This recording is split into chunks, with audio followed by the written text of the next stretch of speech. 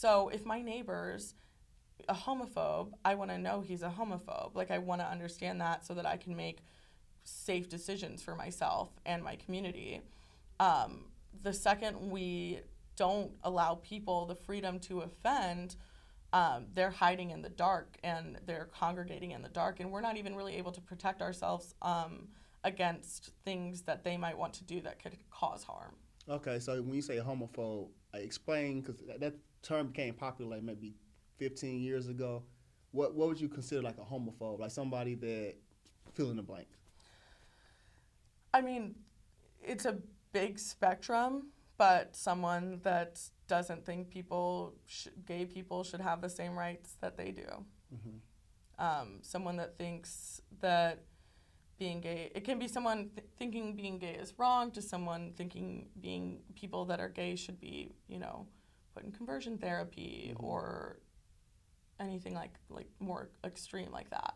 Okay, because when they say like arachnophobia, that's like an extreme like fear of something, like fear of spiders. Like you like, oh my God, if I even see a spider run across the ground, I'm jumping back, like I gotta run away and all that stuff.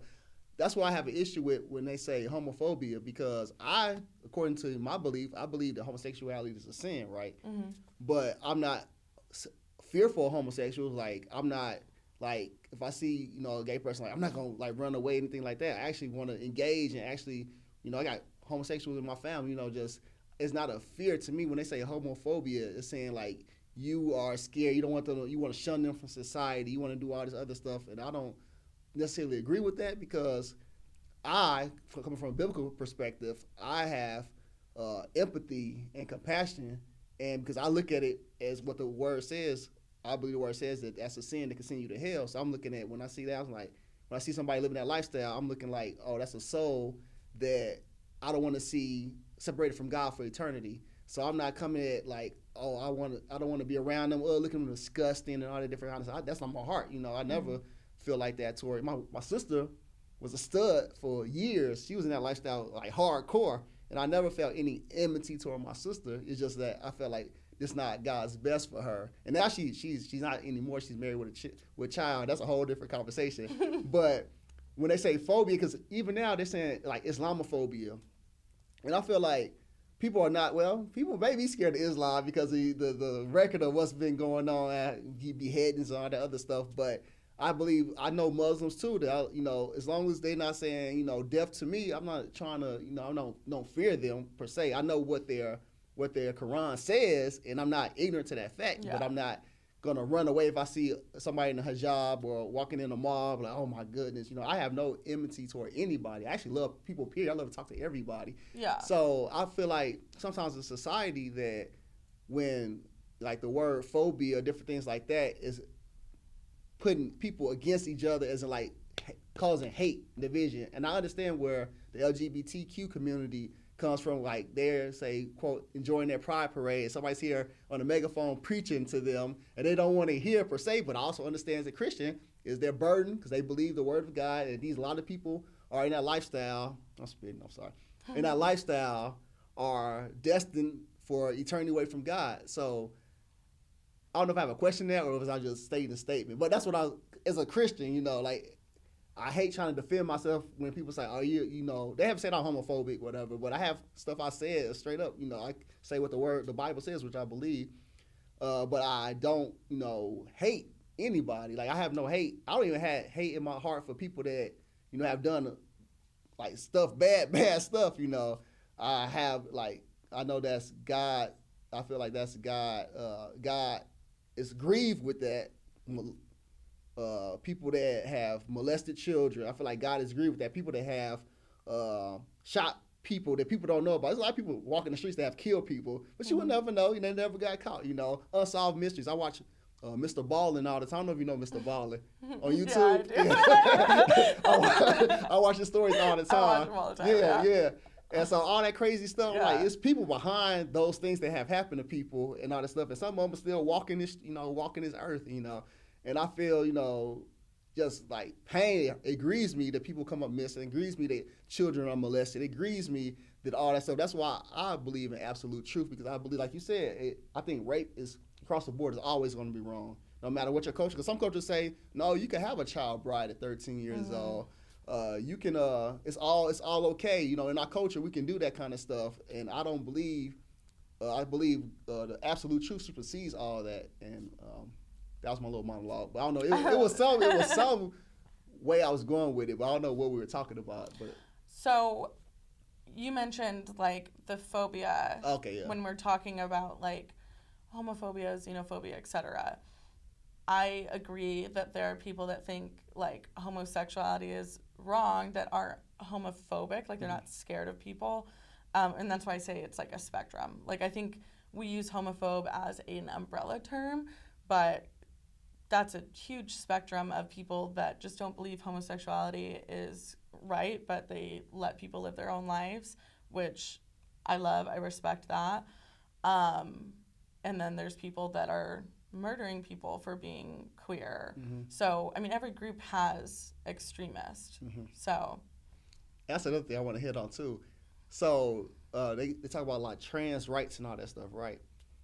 And it's it's a high suicide rate in that community, but also, I mean, the community is small, even though they try to make it seem like it's humongous, but also it is a homicide, higher than probably the rest of the community, because I think a lot of times, not a lot of times, but a few times, these men, transgender men, I say men, but have told another man that they're a woman biologically, or they haven't said anything, and the man is a straight man, is like, oh, heck no, as a man, like, I'm not, that rage, that instant, like, you just lied to me, I just had sex with a man, and, I think in that has caused a lot of that, violence, like extreme violence, because even as a woman, or any people period don't want to be lied to. Like, I think if you were upfront with somebody upfront, it'd be better than like you have them and you did something with them and then you tell them, oh, I'm not what I said I am. So what is your take on that? So, I think that nobody owes anyone an explanation of themselves. People sleep with people all the time without even knowing their last names. And those people aren't getting murdered. Like, if you're a man and you're not attracted or don't want to have sex with trans women, that's totally within your rights, and you don't have to. No one's forcing you to, but to then turn around and harm that person is so extreme. You could say, I don't want to see you again, for sure, or I would have appreciated if you told me this. And I could get into like the specifics of, surgeries and et cetera and genitalia, but I just don't think it's important to this conversation. And yeah, like that's such an extreme reaction. I cannot imagine, I've slept with people that are like, oh, I have a girlfriend afterwards. I don't want to murder them. I'm like, okay, I wish you had been honest with me and I don't want to see you again, but I don't feel the need to be violent with them. Okay. So you are of the ideology that trans women are real women? Yes. Okay. And do you believe also that trans women should be participating in women's sports? Yes. Why is that? I love this question. Trans women participating in women's sports, once they're on hormones, like I think if you want it to be totally fair when we're talking about hormones and statistics, et cetera, then you can test everyone, because there's plenty of cis women that would test out and like have more testosterone than they think should be allowed to compete at that level. Statistically, trans women that have been on HRT for 6 months have way lower testosterone levels than cis women. Trans women that have been on.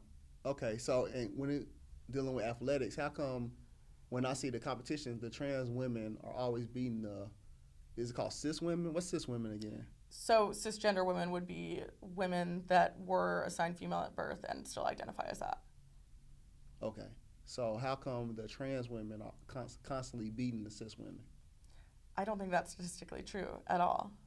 Well, Leah Thomas, I believe, the swimmer, by a lot. Beat the other swimmer. I follow her on Instagram. No, I follow her on Twitter.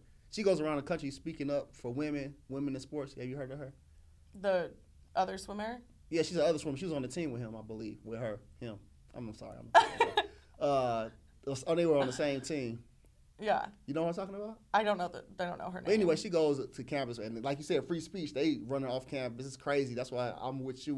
People should have that platform. You don't have to listen to them speak if you don't want to hear them speak.